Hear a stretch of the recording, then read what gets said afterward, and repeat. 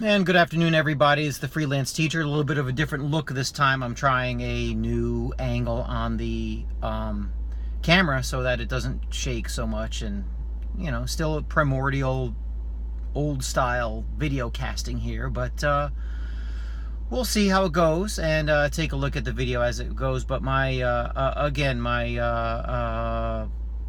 people. My students and others have suggested I do a post on July 4th, and I didn't get around to it. So this is a late July 4th post. And I'm basically talking about what I talked about last year, which is what are people celebrating?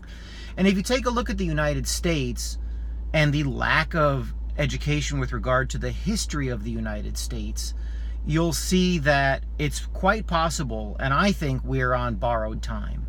You take a look at the idea of a nation state and its ups and downs and how much freedom people have and what they're able to do with it and what they know and cultural institutions that they respect and they have regard for. Things like that actually count when you're talking about the survival of a free state.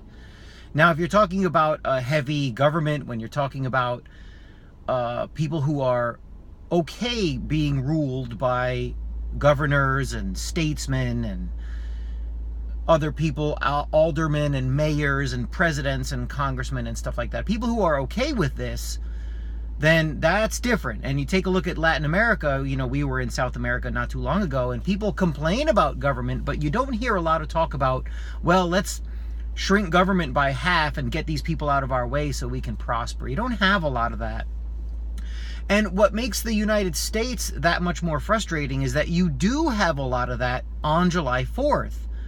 But what people don't understand is they let their country go. The United States, from before the founding of the Fed and the income tax in 1913, was a radically different place, and people had a lot of freedom. But with freedom, you have income inequality. Because a free market capitalist society, you're going to have income inequality because some people are better at being entrepreneurs and some people are better at being workers, and people have different ways of going about their business, but you don't guarantee equality of outcome when you have a free society. So you have people who are on different levels.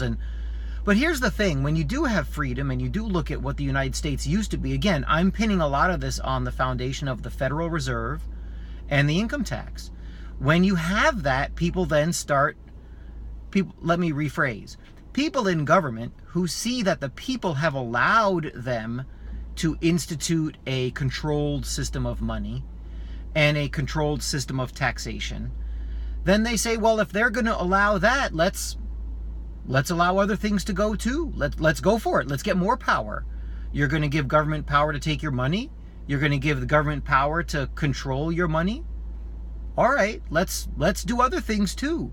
Let's create a crisis, or let's talk about a crisis, and then we will take advantage. And so when you take a look at the size of government, the lack of freedom, the nonsensical monetary system we have with fiat currency controlled by the Federal Reserve System, I think the death of the country, and that sounds melodramatic, I understand that, but is probably someone had mentioned the 1960s as like the actual death, and that since then the United States is on borrowed time. And I think you could make a good case for that.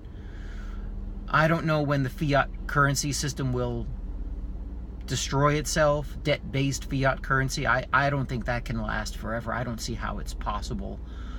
And you have people who are radically different in opinion. You have kind of like the red state, blue state thing, and you have massive amount of taxation. You have globalists at the top of federal governments and state governments who have no allegiance to anything or anyone. So it's tough to talk about July 4th. I know it's July 11th, but talking about July 4th is somewhat sad, because you look at America, you look at clues from the past, and it seems like it was a very different place. And I mentioned, and I'll leave you with this is going to be a short video cast, but I mentioned to people that the United States had no federal income tax before 1913, and I've said this before, and they look at me like I've lost my mind. They simply can't fathom such a thing. And I really wonder where their mind goes. I really think that they're wondering, well, how did things get built? And there's the old famous one, who built the roads? How did schools and roads get built? There was no federal income tax. What did people do? Well, guess what? I'm going to send your mind into orbit. Not only was there no federal income tax, but there were basically no unions to speak of. The country was on a gold standard. Nobody alive in 1913 in the United States had get ready for it, a social security number. Whoa. How did anything happen? How did anybody know who anyone was? And not only that, how did anyone save for retirement if there was no social security? There must have been old people dying in the streets, crying for food. Now, you're not going to find any evidence of that. Crises over the years have been used to institute these programs, and it's gotten so bad that if you talk about, well, let's cut taxes or make them disappear, or make Social Security voluntary, just voluntary, like you can sign up for it or you opt out or whatever at age 21, or you pick, you're seen as a nut, you're seen as a kook. So the United States, which was based on freedom, I don't recognize it. I follow a lot of history. I like reading.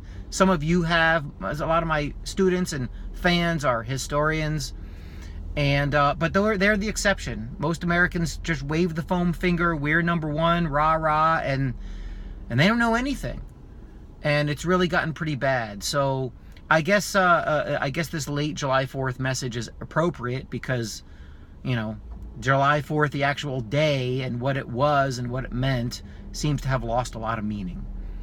So that's it for now. Talk to you soon. I'll see if this new look of my video cast works.